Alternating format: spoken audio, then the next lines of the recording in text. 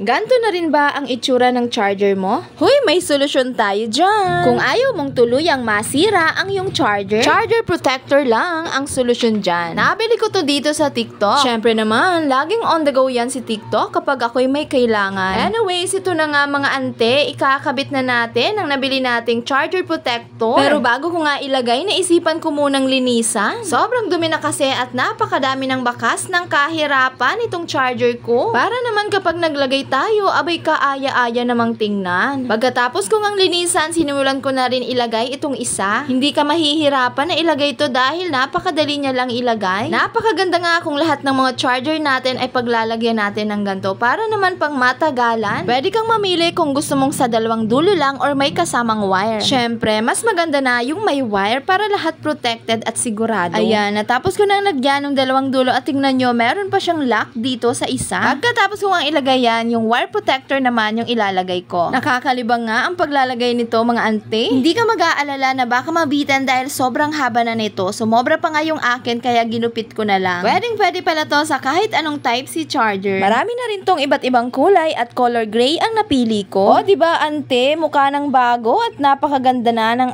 aking charger. 100 plus pesos lang to. Kaya naman, kung kailangan mo rin ito, nasa yellow basket lang yan. Check out na!